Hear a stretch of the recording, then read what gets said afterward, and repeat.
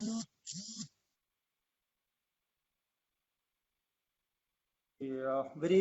good evening, everyone. Today is our 16th day of FB live series organized by Janasamskriti during this lockdown. The topic selected for today's discussion is lives and livelihood of migrant work in times of lockdown. And the speaker for the presentation is Professor Indra Mukhopadhyay. Professor Mukhopadhyay is the faculty of Jindal School of Government and Public Policy, and his subject is public health and health economics. He is also associated with Jan Swasthya Abhiyan. It is my pleasure to invite Professor Upadhyay to this session. I would also like to invite Shashi Kumar, President of Janasamskriti, Mr. Vinod Kamalat, General Secretary of Janasamskriti, Ms. KK Prasanna, Vice President of Janasamskriti, and Mr. V.R. Raman, Moderator of the section. I request everyone to please put your comments, queries, and questions in the comment box. Once again, I welcome all of you, and now I am hand over this dice to Professor Mukhopadhyay for further proceedings. Thank you.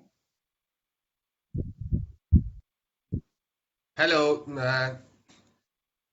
good evening, everyone. It's a great pleasure for me to join the Janasamskriti team and be part of this Facebook Live talk. I'm quite thrilled to share my thoughts with you, interact, and have discussions on the current situation, particularly concerning the lives and livelihoods of the migrant workers. So I'll share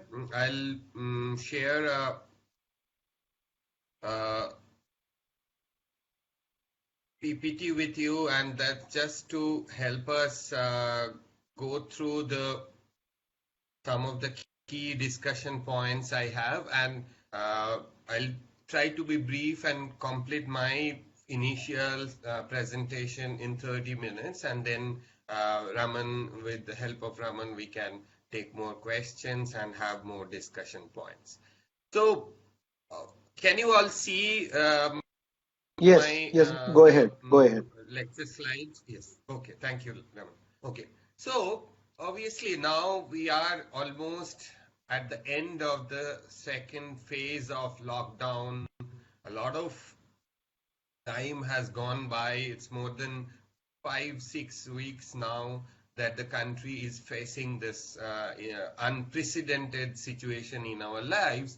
And one of the key aspect and concern for many of us concerned citizens is the living condition, lives and livelihoods of the migrant workers in this particular time. A lot of newspaper reports have come in, a lot of very disturbing pictures, news reports we have seen, and we are seeing every day what the migrant workers facing because of the lockdowns. We know that some of them are stuck in the most unhygienic, most congested settings. There are news stories that thousands of migrant workers were actually locked up under Yamuna bank below a flyover. You can see in one of the pictures the kind of condition they were living in. Extremely difficult living conditions. We have also seen news reports that in Mumbai, in different parts of the country, migrants have come together to protest and just demanding that they want to go back home. The situation is really grave for a lot of people. We have also heard that there are workers who have walked for 100 miles together without any food, there no shelter, no place to rest.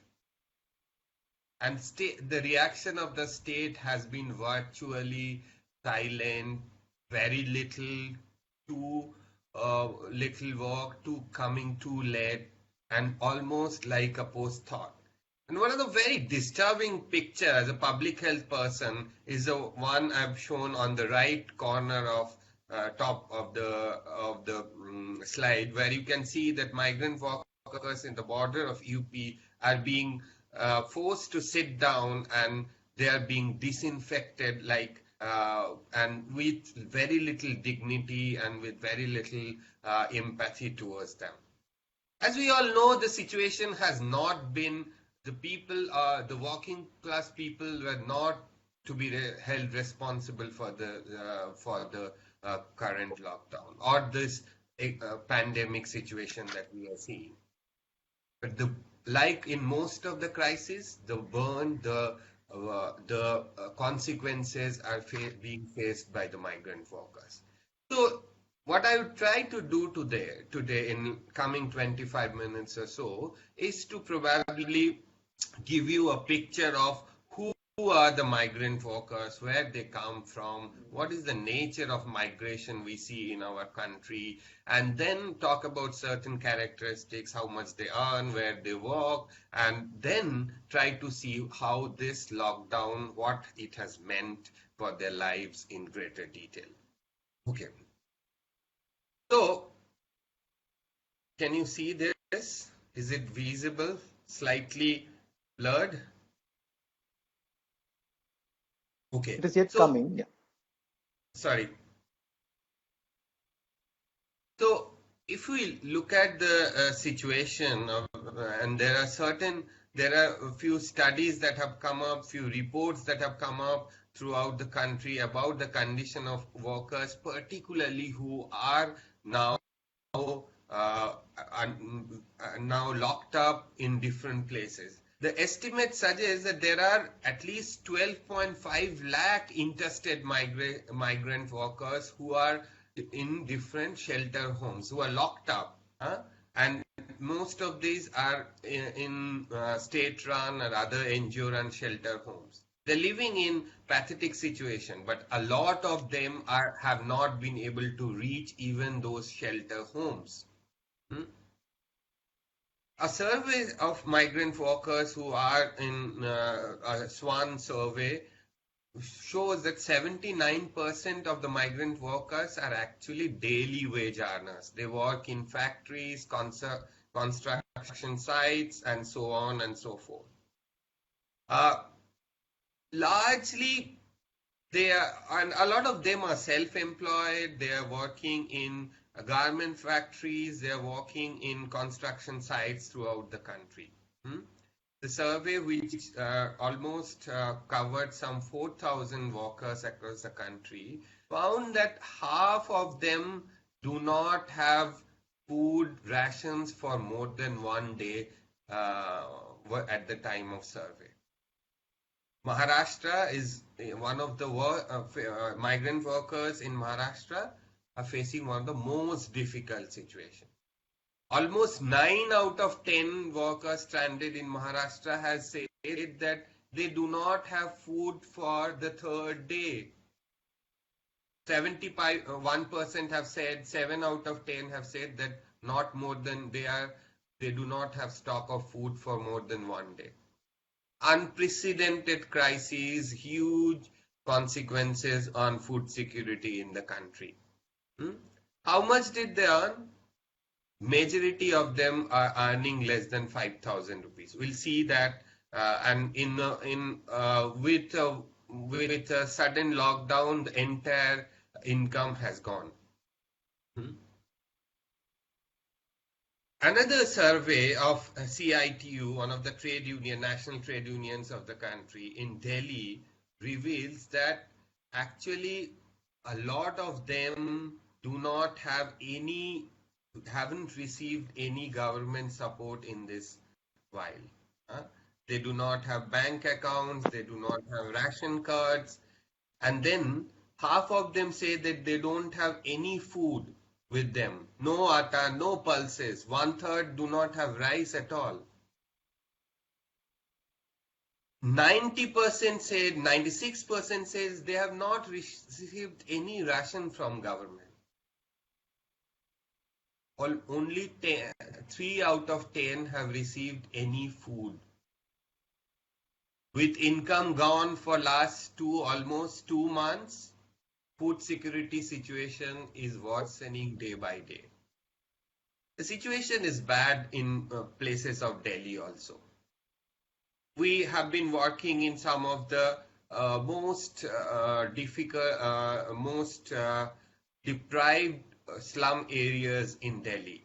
In the South Delhi, where most of the, like one of the probably richest parts of the country, we see that there are many slums at the periphery of the suburb of the city, where workers are living, thousands of workers are living without any food, without any water supply, without any sanitation.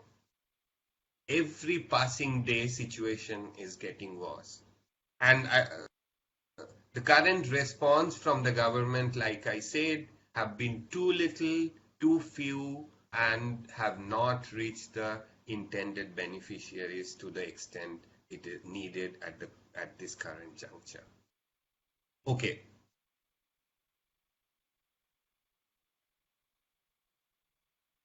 Sorry, okay. If we try to understand the who are these migrants before this lockdown, if we go back to the situation before lockdown and try to see who are these migrant workers, where are they from? In India, there are around 120 million rural urban migrant workers. They often, a majority are from different states, but also there are interstate, within state, people are moving from one part of the state to the other part. At this current juncture, the workers who have moved from one state to the other face the most difficult situation. Many of them are stuck. If we look at the graph on the left side, the picture or the visual, you will see that a third of the migrant workers, 1 in every 3 migrant workers, interstate migrant workers who have migrated for work purposes, are from Uttar Pradesh. 15% are from Bihar. So 1 in 7 or 6. 6 are from Rajasthan. And where these are their native places. But where they go, a lot of them, like you can see, from Uttar Pradesh to Mumbai suburbs. A lot of them to the different districts of Delhi. Northwest Delhi, Northeast Delhi, South Delhi, West Delhi, Southeast Delhi. And in the NCR regions of Ghaziabad, Gurgaon, Faridabad. A lot of them also go to Mumbai. There are migrants from Maharashtra going to Surat. There are migrants from Odisha going to different places of Gujarat. There are migrants from Rajasthan going to Gujarat for work. A lot of migrants from Tamil Nadu come to Bangalore for work. A majority of them are now stuck. A lot of them, not if majority of them, are stuck in inhuman situation for a long period of time. 9 out of 10 work in informal sectors. What do we mean by informal sector? Mostly these migrant workers will not have any social security benefit. They will not have any regular pay. They will not have any leave. So you work, you get paid. If you don't work, you will not be paid at all. And that is one of the major crises that the migrant workers are facing. Majority of them earn less than 5,000 rupees per month, which is why there is very little saving that the migrant workers can afford. And that is one of the reasons why there is so much crisis of food security and hunger. Okay. Another major crisis is another aspect of this is that many of the migrant workers do not have ration cards in their workplaces. They have their ration cards in native place, and in such situation of lockdown, even if there are rations provided to them through the ration card, they will not be able to get access to. Many work under tremendous, difficult, unhygienic, inhuman working conditions, which leads to significant stress for them, make them vulnerable to diseases and other miseries. If we go down a bit farther and try to understand who the migrant workers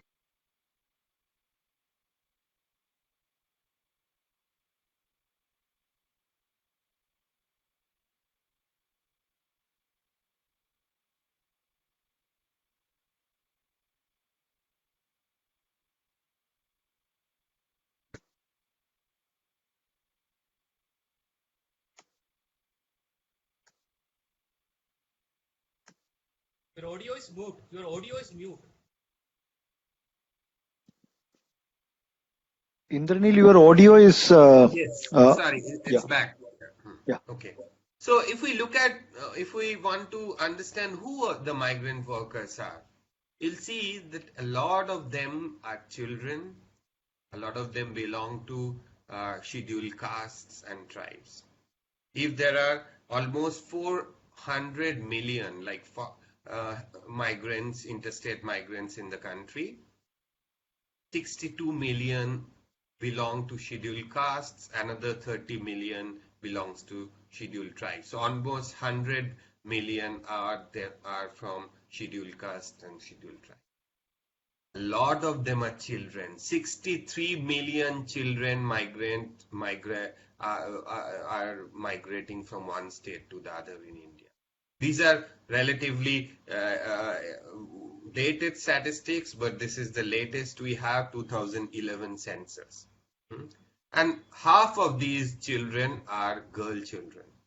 They work, they do not get any access to education, they do not get access to entertainment, no access to play, no access to other means of seeing better livelihood and life.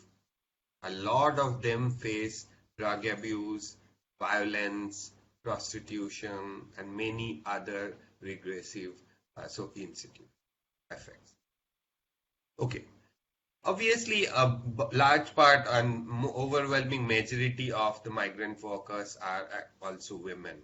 But if you go farther down and try to understand where the women are working, you will see that out of, and if we break women workers, migrant workers into caste groups, you'll see that among the upper caste, 2 of every 3 work in white collar jobs.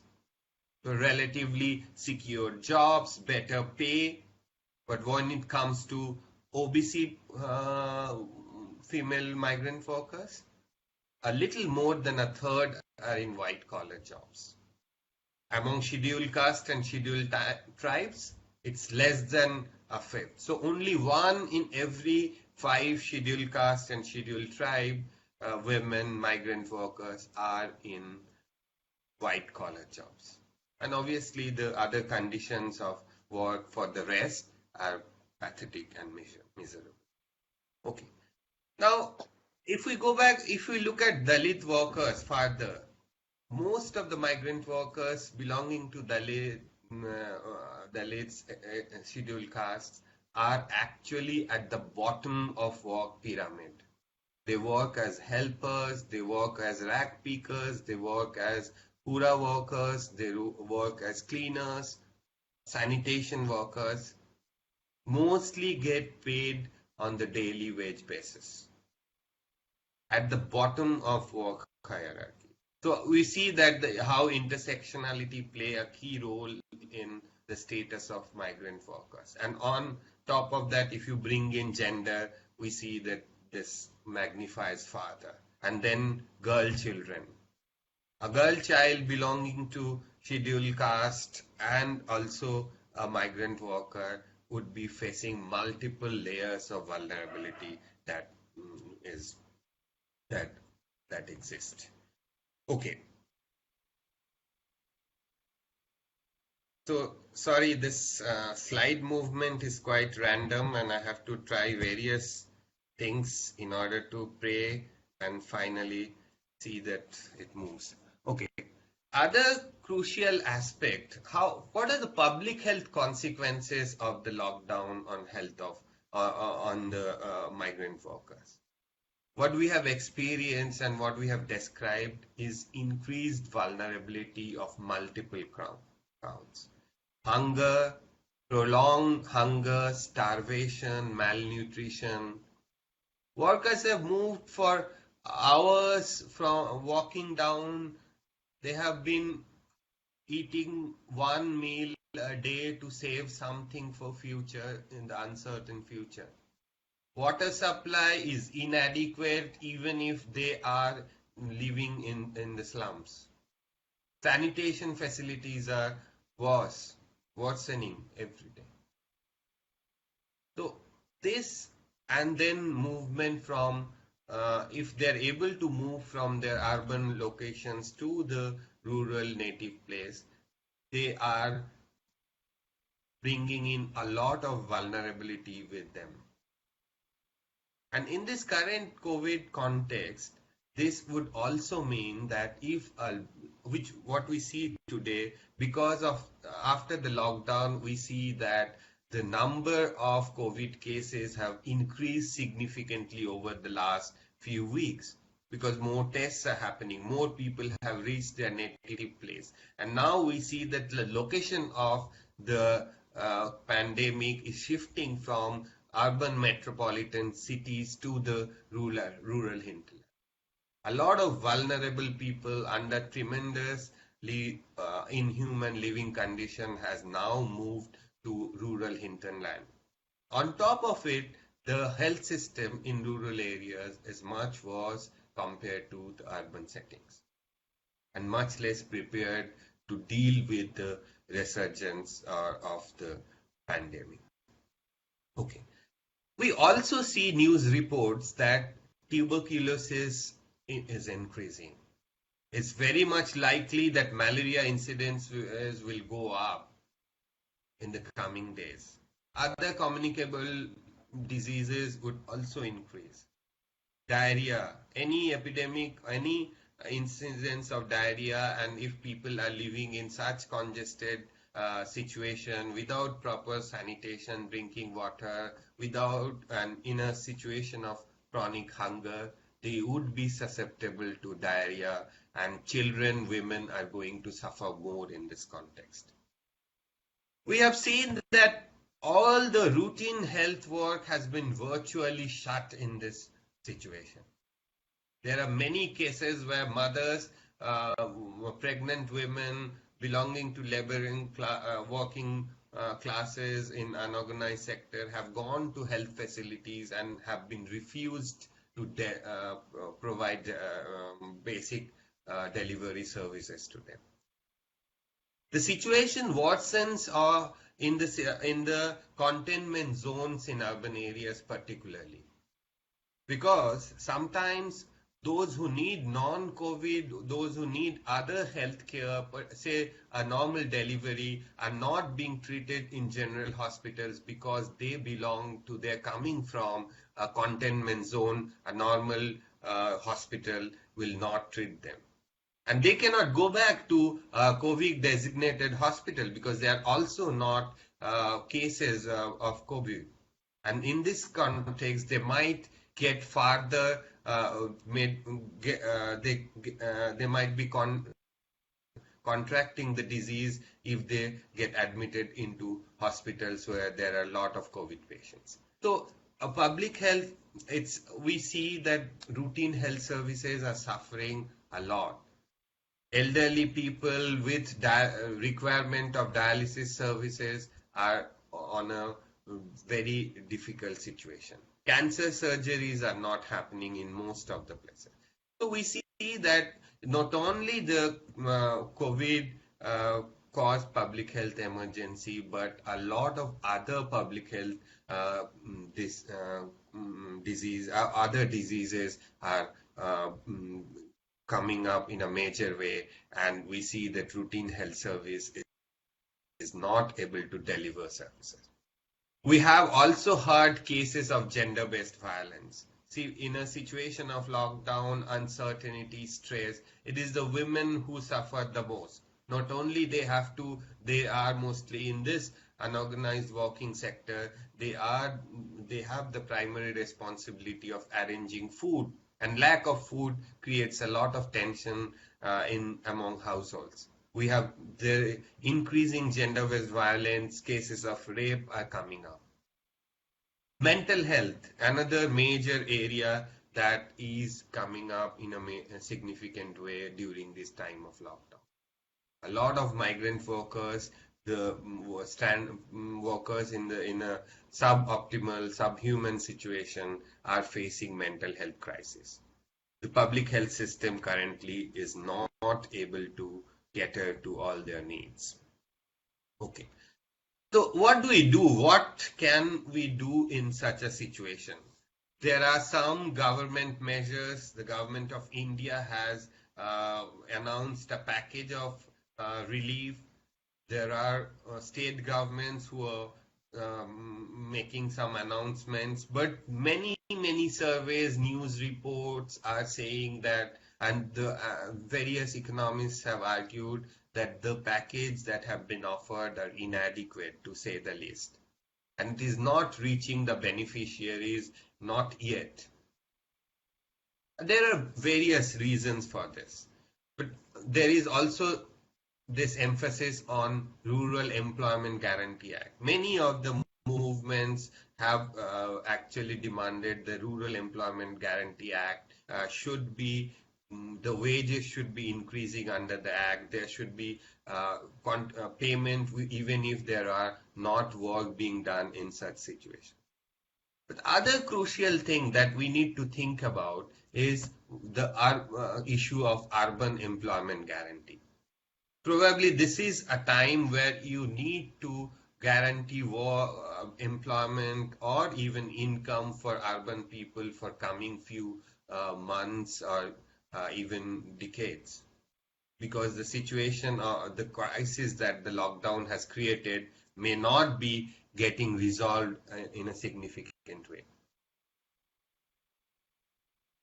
One of the major crises that lockdown has brought in is to actually the kind of work relationships, the supply chain that is there in the economy, where every sector is connected to each other, has virtually collapsed. This is going to have significant consequences on people's lives, and migrant workers are suffering. For instance, if there is a garment factory, or say there is an area where there are hundreds of small garment factories and thousands of workers working there, you will also see that along with these workers living in subhuman condition, there are small street vendors providing food to these migrant workers.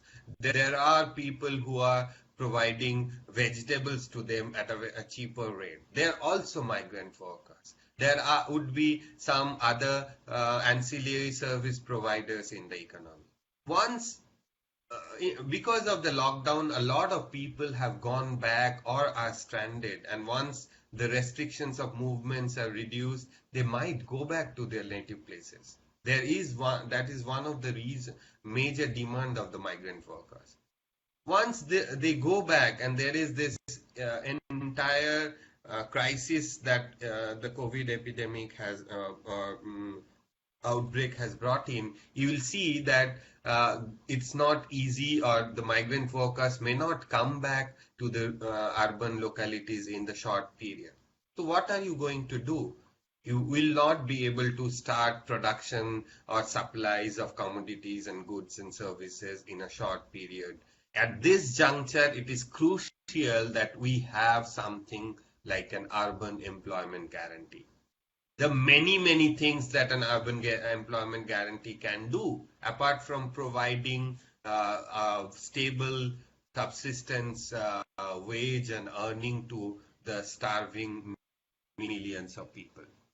There could be a lot of work that are being done. You can expand the sanitation services provided through this through the act. You can create a lot of urban infrastructures. The slums can be rebuilt through the Urban Guarantee Act. The roads can be constructed. We can have a lot of public amenities through this act. Another issue is the issue of social support groups. Some states have worked very intensely. A state like Kerala is a role model on this. They have created community groups, volunteers who are taking care of the elderly people in this crisis situation with the help of health system. Can we not think of creation of similar groups with the help of Urban Guarantee Act, where the migrant workers or adolescent girls and boys are used as social volunteers or employed as social volunteers, and they take care of the elderly people in this crisis situation and bring their concerns into to the health system or to the administration. There could be community kitchens run through the urban work, through the Employment Guarantee Act. At this crisis situation of fruit crisis, that's another way to provide relief to people. There is a lot of other services that can be done through this act. Okay. The other crucial issue is the issue of public distribution system. We have already seen that there are, and I have also described earlier, that the ration system is not delivering currently. Some states like Delhi had provided for ration coupons for those who do not have ration card. But the irony is the coupons are going to the relatively better off sections of the society. I'm not saying they don't need it, but those who have a smartphone can only get the coupon because you need to enroll yourself through a website, which a person with a smartphone and a laptop can do.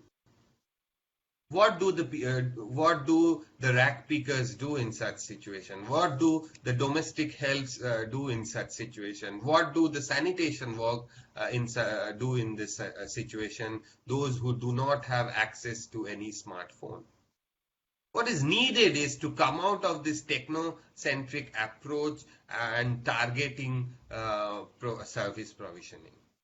If the ration system goes to the most deprived slums of the country in urban areas and provide ration to everyone who needs it, then only we can see some respite from the destitution and hunger that people are facing. Okay. There are many things that can be done, but I would like to highlight one of the another very key element. We know that millions of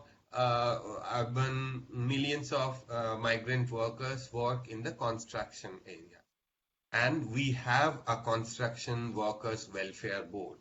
Every construction company or construction enterprise has to pay a cess to the government for the welfare of construction workers. 52,000 crore rupees are lying with the construction welfare boards across states. And utilization rate varies to 7 to 8%. What does 52,000 crore means? If you want to provide 5,000 rupees for coming 6 months to all the construction workers or all workers in the unorganized sector, you can cater to something like 20 million families across the country. Large part of the people can be provided basic income support, not as a additional money without using any additional resources.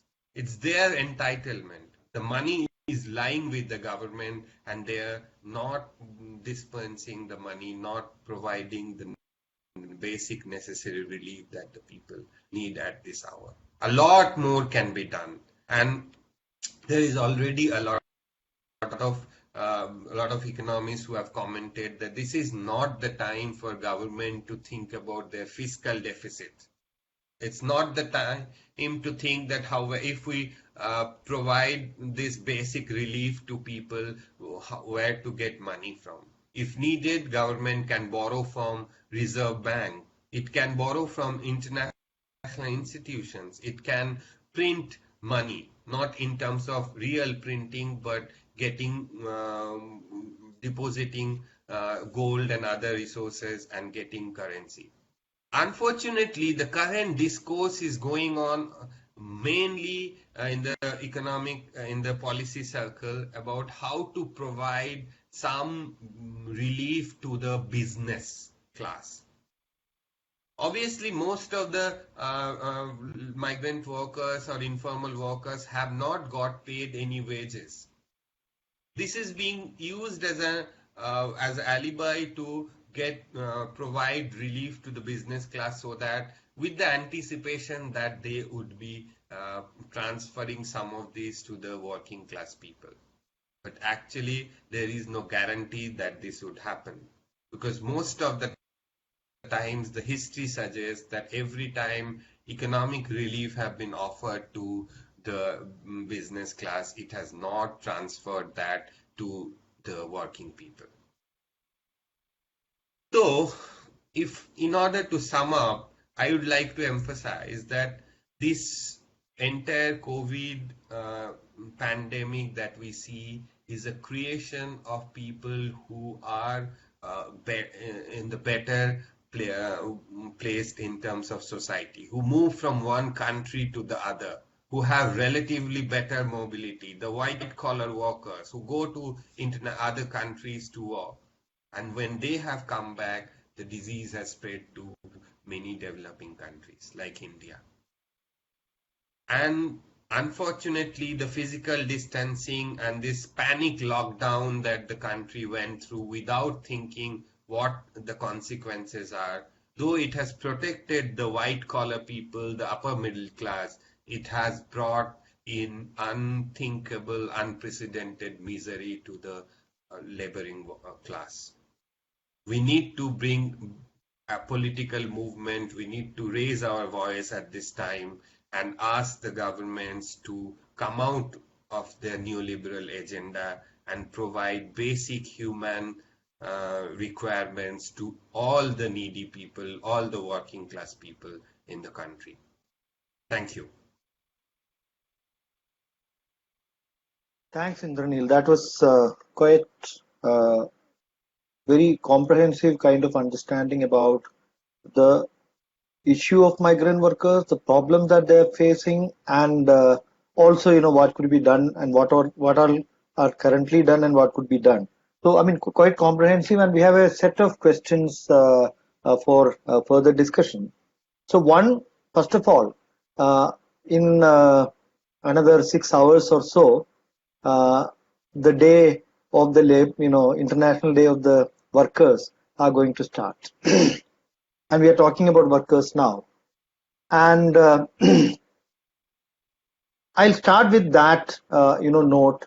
So in this international or global pandemic, workers are suffering across, not only in India, as far as I understand, whether it is US, lot of employment laws. Again, the most, affected are the kind of workers who are in the vulnerable situations, either migrant or even some of the natives. But the suffering of the workers is highest, whether it is in US, whether it is in Europe, and in India we are seeing, whether it is Pakistan, whether it is Bangladesh, everywhere. So how would you see, on the eve of the Labor Day, what are the international issues to look at? So I think one of the important the key issue would be that we have now it is the time for universal basic income. So that's why I talked about the urban employment guarantee in India. We need to provide certain basic income to the people. How do you, and I think here the resource mobilization question should be a secondary question. There is a lot of way you can generate money. The other crucial thing is there is a lot of thinking going on to extend work hours from 8 hours to 12 hours and not pay any Additional. additional income support, any wage support. So overtime support. It's the irony. On the eve of May Day, we should demand that there is no way that you can increase work hours from 8 hours. There is a lot of history behind that. The working class have achieved it after many lives have been lost. So in order to provide some relief to the business class, you cannot take away working class's right to basic standard of living and basic labor and leisure. So I think Right. this is a very key issue. And of course, there would be more violations. There would be demand for more labor flexibility, labor law flexibilities. We have to wage our battle to ensure that some of these are not implemented. We need greater guarantee of work in today's context. Right.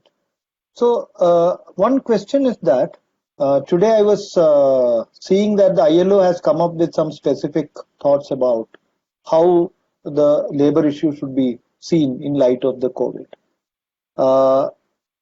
Are they moving in the right direction? Are they actually understanding the depth of the problem? What do you think? Whether ILO, whether it is World Food Organization or it is UNDP, globally, is there a proper understanding of the worker issue?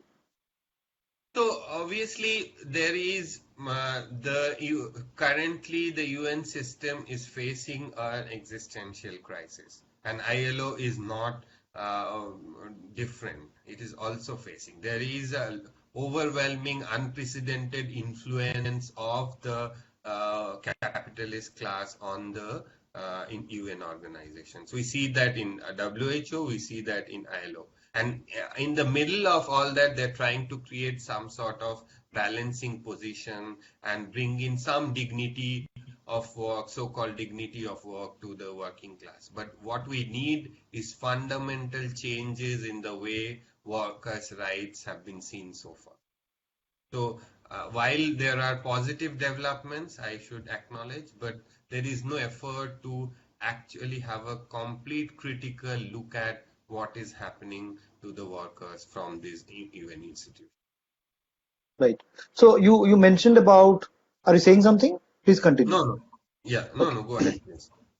So one issue that we are seeing globally, one of the problem is that the most of the global governments, whether it is US, whether it is many European countries, maybe it is UK and India is one of them, and many of the global governments, the understanding of the welfare of workers or welfare of the poor, I can broaden the worker issue to the poor issue, is not in the agenda.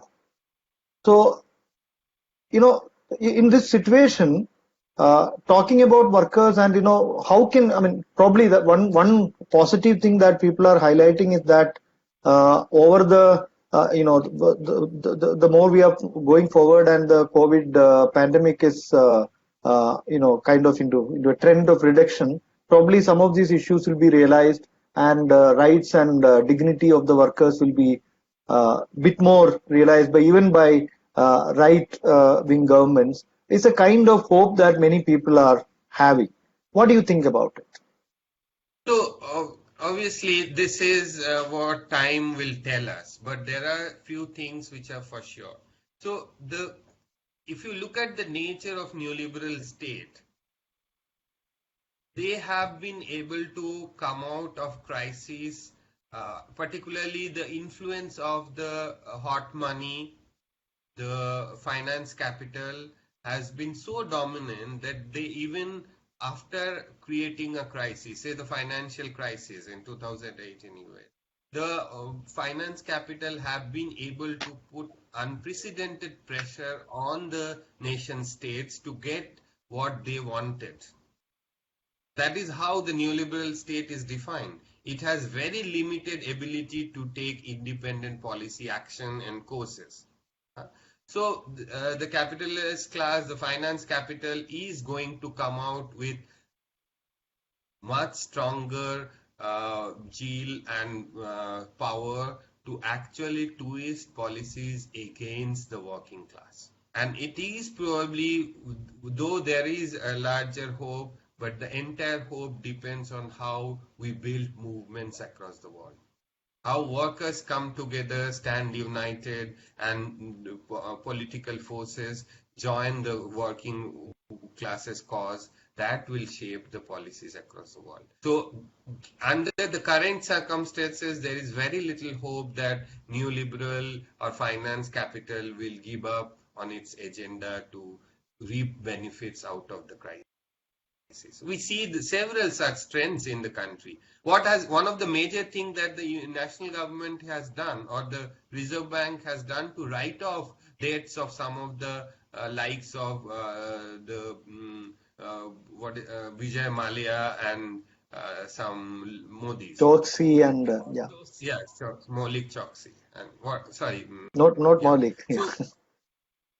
Yeah. Sorry. Yeah. So what that shows the class character of the ruling dispensation, and this is not India alone.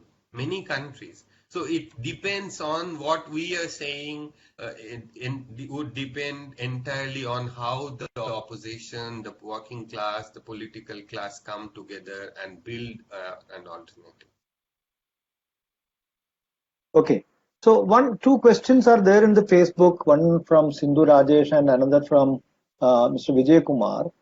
One is, what will be the government's plan for resettlement of these migrant workers in India? The second one is about how can you say the lockdown saved only white collar ones? Are the poor immune to the virus? Would not it have been a disaster if the virus reaches the slums? We already have a picture of the Dharavi in front of us, and also some of the Delhi slums that we are seeing. So, in light of this, would you like to reflect on these two questions? Yeah, of course. So first of all, okay, what was the first question? First question is about how the governments are planning to for resettlement of this poor once the migrant workers. Okay, so it's a very difficult question. It's very tricky. There are few things. So migrant workers particularly wanted to move back to their native place under lockdown. Some of them succeeded under facing a lot of hardship. Some are stranded even in worse situation. Now there is a talk that these people would be allowed to go back. Once they go back to their native places, rural areas, and there is this existing fear of the pandemic in urban areas, it's not easy that these people would be coming back. So even if you open the economy and there are say the lockdown is closed, it is not easy to kickstart industrial production so easily. So what you have to do also, you probably will see surge in the number of employment or jobs asked in the rural area. Right. That's why I was coming to the point that here urban employment guarantee would be crucial.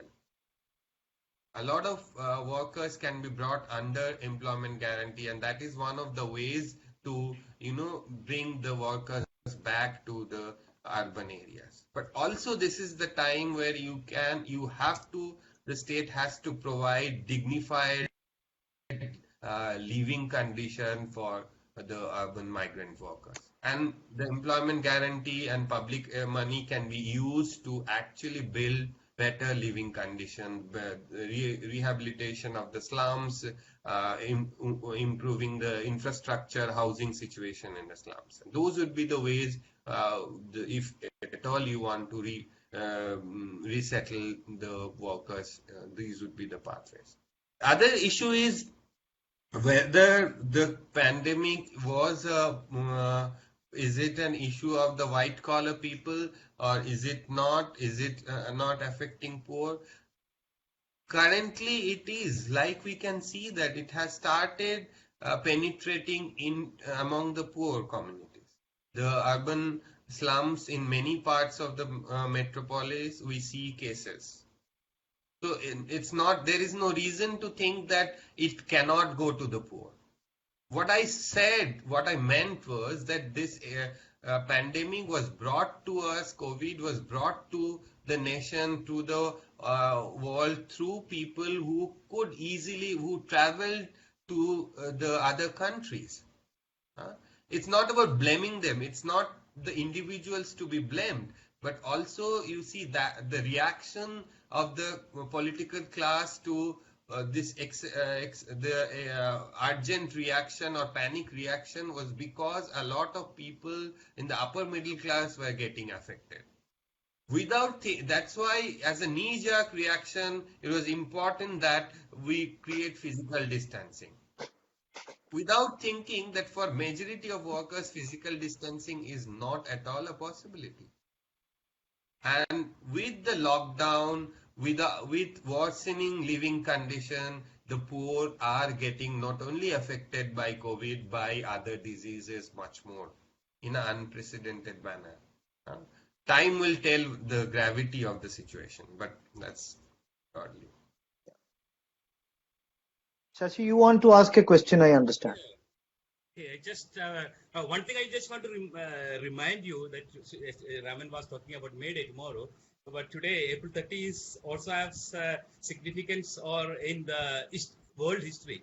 It's April 30 is a day of two famous victories. One, Russian troop entered Germany, which instantly caused for Hitler's suicide.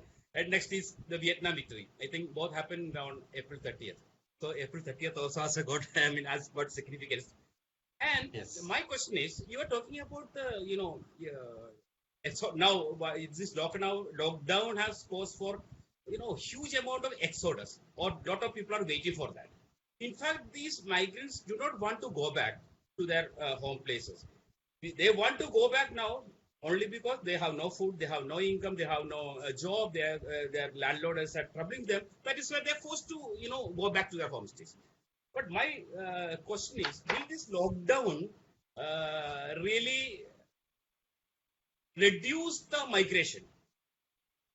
Once the migrants go back, will they come back to work in other states very soon? Number one. Number two, these migrant workers also have a very good role in the economy. Recently, I heard from a TV channel that in Punjab, they are facing problem to harvest because their migrant workers are no more available. So, migrant workers issue, once they go back, the migrant, will they move from here and there as they were doing before? Or will is it going to put an end to this, migrant movement? Thanks. Actually, yeah, I think I was trying to address that issue earlier also, that this lockdown has created a lot of distortion in the economy, in the agriculture sector. So a lot of interstate migration happens in the agriculture. People from one part of the state or even from outside state come for agriculture work. A lot of that will not be happening now. In many parts of the country, this is the time of harvesting. Like you have mentioned that under lockdown or even post lockdown situation, we may not see workers going back and the traditional paths of migration are traversed. So a lot of distortion is going to occur in this situation. Rural-urban migration it's not going to be like out migration is not going to happen so instantly from the rural to the urban areas. How the economy would cope with the situation has to be seen.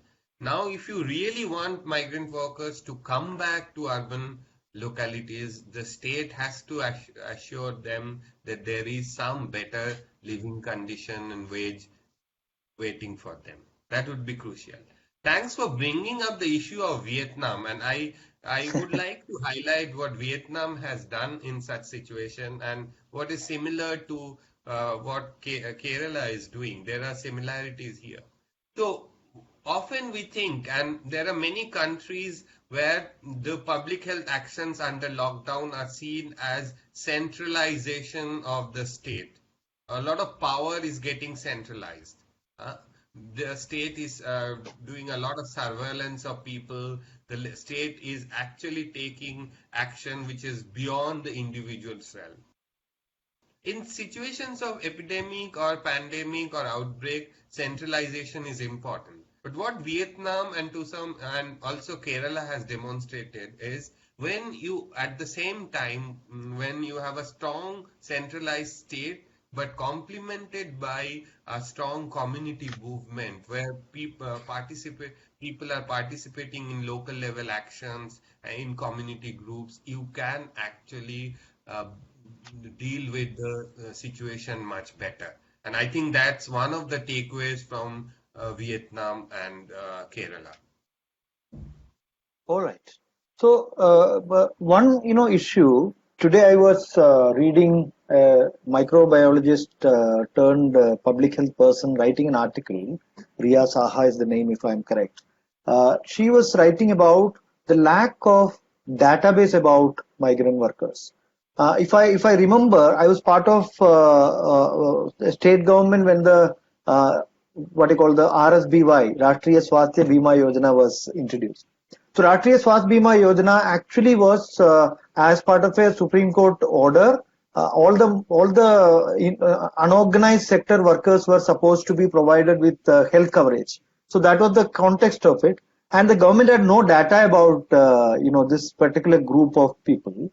And what they did as a trick, what they did was the Labor Department was introducing this insurance scheme at that time, and you know about this because you have been doing a lot of studies on this. So they came up with a bill of the unorganized sector health workers, and then when it came to actually introducing the scheme, they based it on the entire BPL with a kind of definition that they don't have a list of migrant workers or unorganized sector workers, and we will use the BPL list as a proxy of this, and that is how.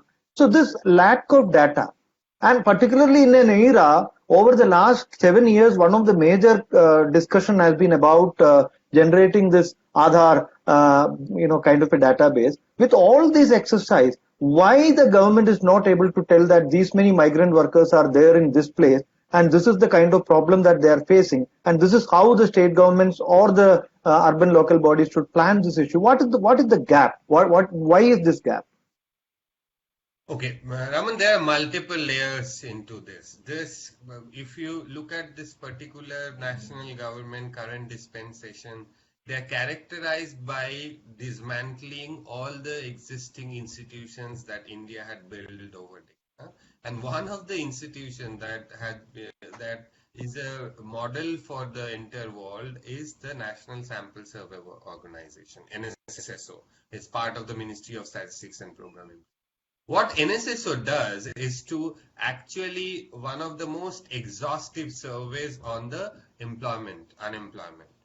You can, with this survey done every 5 years, you can actually track the pattern of migration, how many workers from which part of the country to which part, what kind of occupation they are going to, what are the earnings they have. So a lot of data for policy making could be done through this survey. The current government has stopped the employment survey. Even they have stopped the consumption survey, which was supposed to come. A lot of money has been spent to do the surveys, and the reports are not coming out. Had we have a consumption or employment survey which was scheduled to come 3-4 months back, we could have an at least state level estimate and district level estimates of how many migrant workers you have, what are they eating, what is their living condition. It would have helped them to in the policy making. Second question is what other linked databases and tracking movements of health.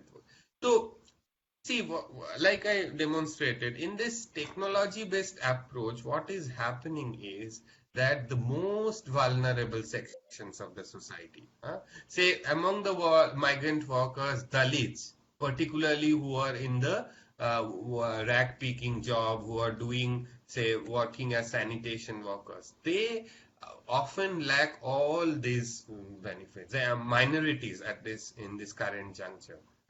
They would not possess Aadhaar card. They would not have ration card. So we need to create alternative systems, and local bodies can do it without even having this IT-enabled system to have local surveys to understand the situation. It's not so difficult. It's not about having technology as the only means. There can be alternative ways in emergency, but how to react in emergency situation is also an art and science. In states like Kerala and countries like Vietnam, local people are coming in community groups to help identify elderly population, vulnerable population, and provide aid to them. Can we not think of doing such things? Can we not use urban employment guarantee to create volunteers who would have a sense of what are the needs of common in a locality, who are the vulnerable people, who are the single people, who are the elderly, if there are children out of school. A lot of work, developmental work, can be done in this current context. Okay. Shashi, yeah. Yeah, actually, you touched the thing, but still I got two questions, related questions from the Facebook. I mean, from the viewers. One from one Mr. Aji. What are the steps to be taken by the government to retain the laborers or daily wages problem? Number one. Number two, again from one Mr. Amit Kumar Sahu. What he says is developed countries like US, Canada have announced economic package to retain labor in the industries through subsidizing the wage bill of the companies. This is possible if most of the workers are in payroll system. But in India, most of the workers are casual workers. How to save their jobs and provide wage security to them in Indian context? As you already have mentioned, that government is planning to provide economic package to industry, and that is not going to solve the problem as history repeats. Then what is the suggestion in this regard? I think, okay, see, in order to have a, say, universal basic income support to workers, of course, if you go through the employer route, some of this, like we apprehend, is not going to be realized. The transfer may not be reaching the working class. What can be done? So there are two things. There has to be, so now there is this extensive system of banking. So direct benefit transfer to bank accounts is possible. That's one of the ways to do this. But we have to, like I said already, we have to also be mindful of the 5, 7, 10, 8% of people who will not have bank accounts. So even if the government wants to directly transfer, you will not be able to reach them. And they are the most vulnerable sections of the society. So what you need in this is the intensive local level micro planning to identify all households who do not have access to these basic services, do not have bank accounts, to be able to provide them cash through other means or income support through other means. Government can take steps to reach out to them, create bank accounts for them. It's not so difficult, but it needs a different orientation from the state. It can't be a centralized action where you think that with a click of button, with a technology-enabled approach, you will be able to solve problems of millions. So we need a combination of human effort and technology. Technology, right. So you told about universal basic income. That universal basic income is one of the measure that is possible when the difference between the various income group is not such stark. So when you say universal, one of the problem is that it may also mean that it will go to all people. Or are you meaning that this is a specific support package for workers only? Is there a difference here? So there are two things. It doesn't. So this can be, when you create an universal system, you can also have a voluntary system. That Option some for people that. may be opting out. A lot of people can opt out. And as I'm saying, that this cannot be only a technology-based system. You have to have intensive local level identification of people who need such support. And that they should be forming your base, not only for this purpose, but for many other purposes. So it cannot be only technology dependent. Then the benefit will go to the people who are technologically more they will have better access to technology. So it should start with a top-down, bottom-up approach, and then it can be complemented with technology. Right. So one additional issue is that you have mentioned this during your presentation. See, most of the functions that the government is supposed to do, there is a retreat, and the government is whatever they call PM care or whatever that unaudited kind of new institutional mechanism that has come. Whether it cares or not cares is a question that we can think about. But the issue is that while the center is collecting all this, the responsibility that it has taken is very minimal, and it is depending upon people to come up with support for even for the migrant workers. If you know it very well, because you are also engaged in supporting some of the specific areas, so you have a primary experience of how things are happening. So what do you think in this situation that the government and the NGOs and individuals coming up to replace the role of the government, is it sustainable, or what is sustainable? So, Raman, it's a very good question. Thanks. But I think, what is one of the things that is missing in current juncture is a state which is really pro-people. Providing relief, providing care in a public health emergency situation also needs a lot of practice, lot of experience support system. A state which has been withdrawing itself for many decades is completely unprepared, like we can see. Even the chief minister announces that it will provide food. It cannot, because it has to be backed by a procurement system, a distribution system, and more importantly, I think a system where you can really identify who needs care. And that's where a greater trust and transparency between civil society, community groups is essential. What we also see coming in this crisis situation is that some people, well-meaning people in certain urban areas who are not so active in social action are coming out.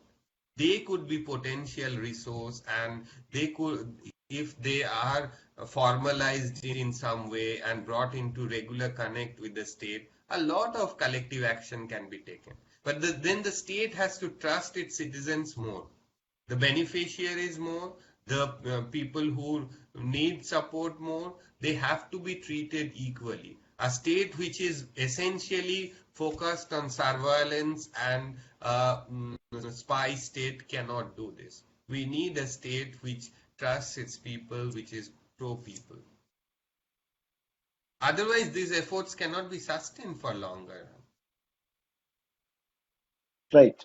So, there are some state governments. There are some well-meaning state governments, and there are some well-doing state governments.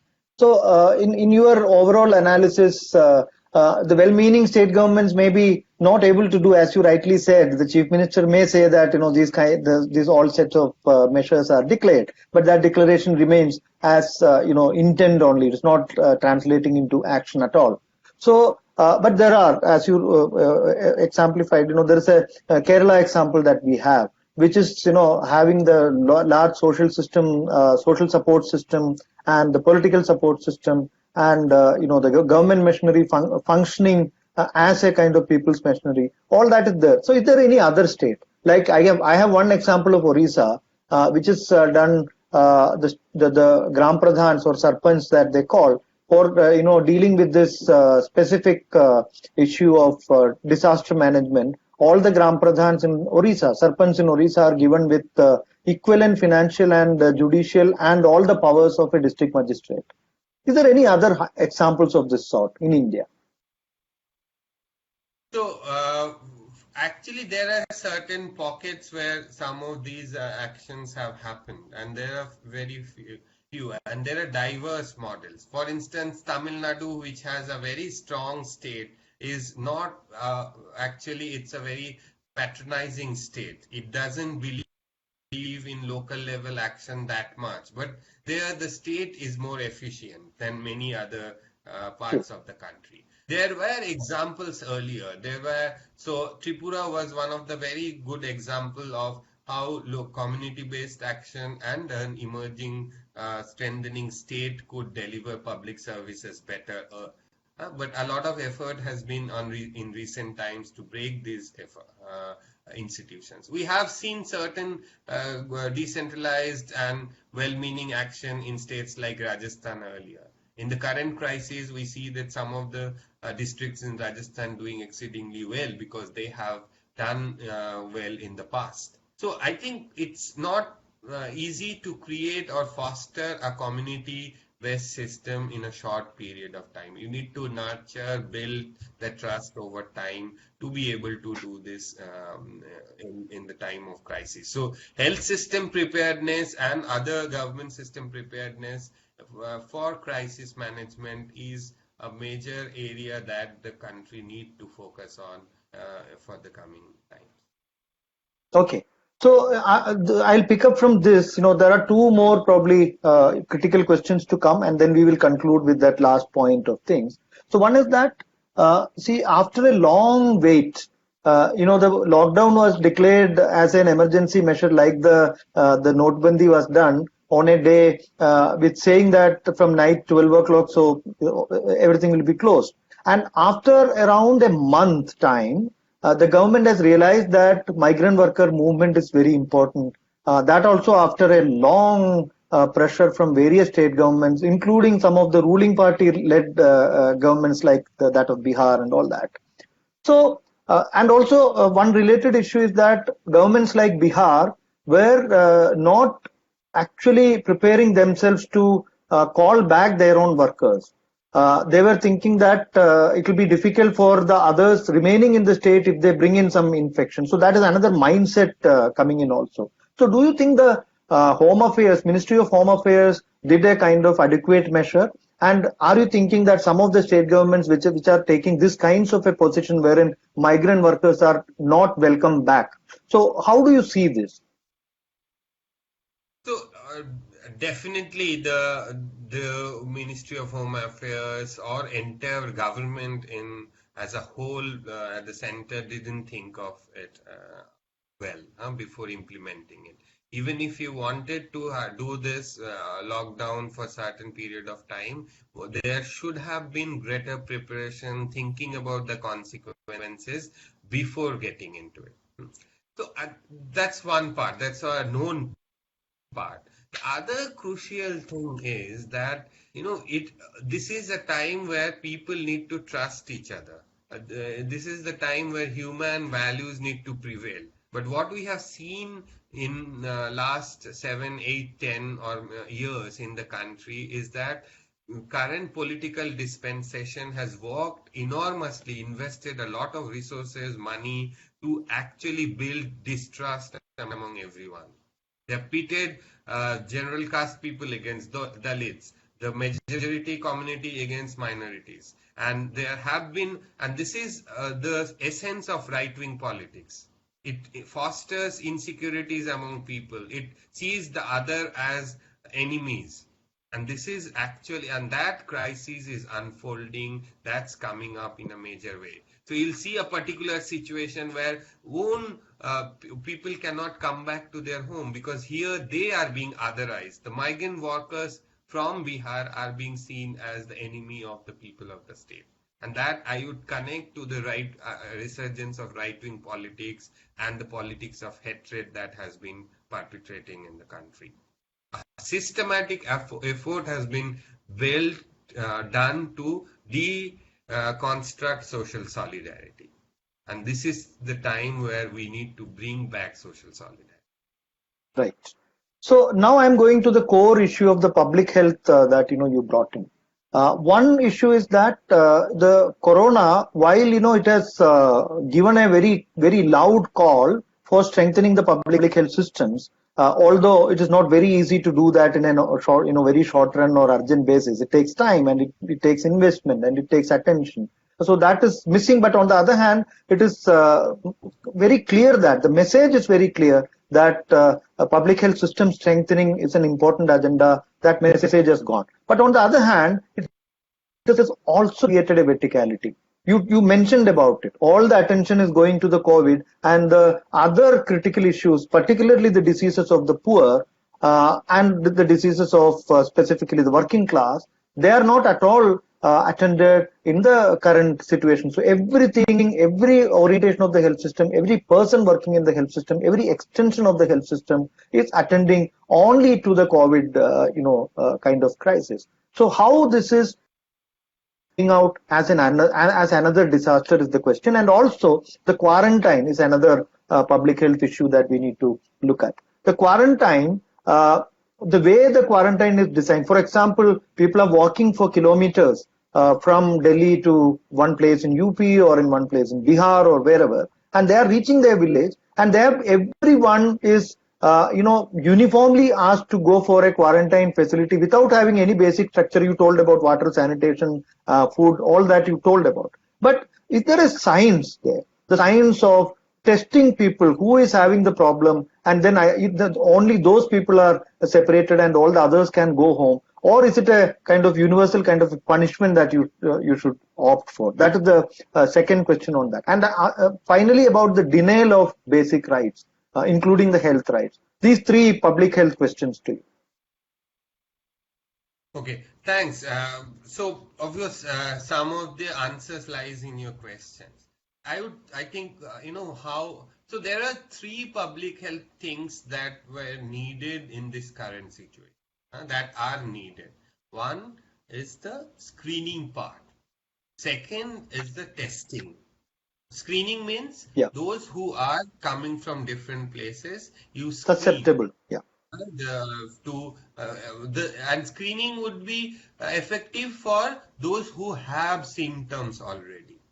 So there would be a lot of people who do not have symptoms, but they are carrying the disease. So the screening will miss them.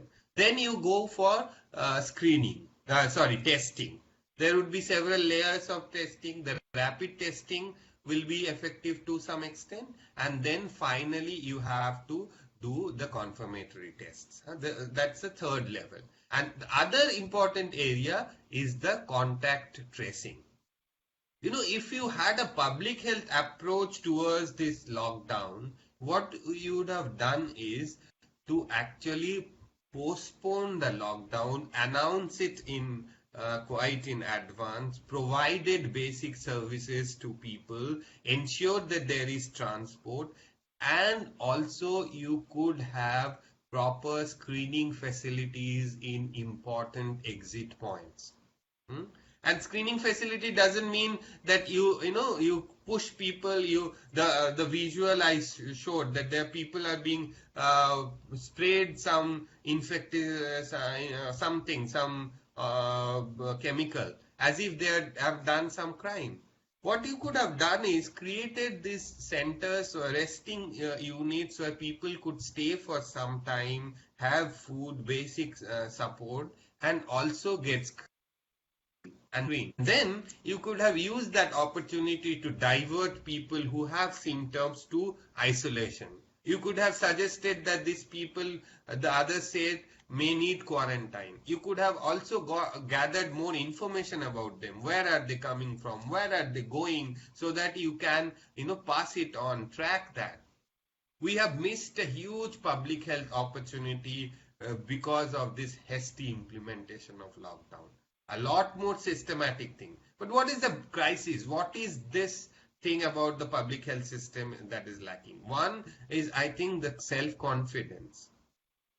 Because a continuously underperforming system cannot be sure that if we keep our OPDs open, we'll be able to restrict infections. So you have some designated COVID facilities and shut all the other facilities down, because you cannot ensure that if people come, we'll be able to guarantee that they do not get infected. We'll not be able to guarantee that our health workers will not be infected. So apart from having designated COVID facility, you could have created systems where everyone going through to a health center or a hospital gets some bit of screening. There is a protocol to follow so that they also do not contaminate, or also health workers do not get contaminated in that. A lot of preparation was needed. That part was completely missing in the discourse. And hopefully there would be some learning. Hopefully there would be a greater effort to invest on public health in the country, and also this overwhelming emphasis on insurance and inpatient care would be precipitated to some extent, and greater focus on strengthening the public system, government system. Because, in this crisis, it has become very evident that it's the government system with its limited capacity, with all lack of confidence, with no infrastructure, is the only one which is delivering services. The private system haven't been able to do so. So we need to revisit this. The other key agenda is to strengthen public system. Right. So one more related public health question. You mentioned about mental health. Do we actually, our psychiatry or our psychological systems, really know what are the kind of basic problems of the workers, so that they can console and understand and make a package and talk to them, and then console them. So that kind of an empathy. Do you think the current our mental health arrangements are having that kind of an understanding and action agenda? So one of the major crises with the mental health agenda in the country, it's still centered around doctors. Mental health cannot be isolated in this. This is a problem of our health system as such. What we need in this time is a lot of community volunteers or workers who can talk to people, who can identify so screening or community-based identification outreach is crucial now. That's completely lacking in the current mental health thinking. So many people do not know that they are facing mental health crisis. And you will see that in the withdrawal symptoms that we see, you will see some of it coming out as violence against women. So the consequences are severe. We need a frontline workers-based, community-based, volunteer-based system of mental health rather than a facility-based, doctor-based system. Yeah. So the final question to conclude with, COVID or hunger, which is the most severe pandemic that we are going to see? How would you, call for an action about this hunger issue and also, the worker welfare issue? What all are the key things that you want to put up there? Okay. It's really unfortunate that we are facing a situation where it is either COVID or hunger. We could have created a system where none of this existed if we had a better thought of lockdown. Obviously, if this kind of lockdown goes on for longer, it is going to create a massive public health emergency or economic crisis in terms of magnified hunger. The magnitude would be much stronger. But that also do not rule out the possibility that the COVID-19 is, it also brings in a lot of disaster. What was needed, like I said, a more considerate public health approach, well thought of reaction to the crisis, and you could have mitigated both. But we unfortunately are ill prepared to take out deal with the public health emergency. We have been insensitive to the humanitarian crisis that are unfolding. We are acting too late and doing too little. All right. Thanks, Indranil. And it was, it was actually narrating, not only narrating, it was also illustrating the depth of the problem that the workers are facing, and an important, agenda, because we are just in the eve of May Day, and also Shashi has mentioned about the Vietnam and various other importance of today. So it's an important kind of discussion. But the thing is that where are we going to, the essence of this discussion, how these are going to translate into action so that the rights of the workers and their lives are going to improve. Over to Vinod, who is the General Secretary of Jana Samskriti, to conclude. Thank you, Raman. Thank you, Professor Indranil Mukhopadhyaya, for delivering a wonderful and enlightening speech on the eve of Labor Day on the subject lives and livelihood of migrant workers in times of lockdown. He tried to explain the difficulties faced by the migrant workers at various places of the country in detail. Hopefully, he has given clarifications and explanations for most of the comments and questions came up in the FB Live. One request from Jana Samskriti, you all are requested to visit our Facebook and YouTube channels in the name of Jana Samskriti Delhi to view the earlier lectures and more videos. Before concluding, I would like to extend Labor Day wishes to all of you in advance on behalf of Jana Samskriti.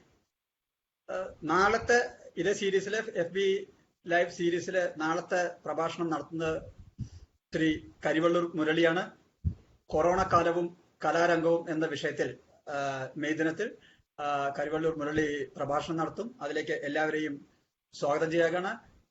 Thanks again to Indranil and Shri Raman, Shashikumar, Prasanna, Rajesh Karotil, and thanks to all viewers of the FB Live series. Thank you. Good night. Thank you. Thank you.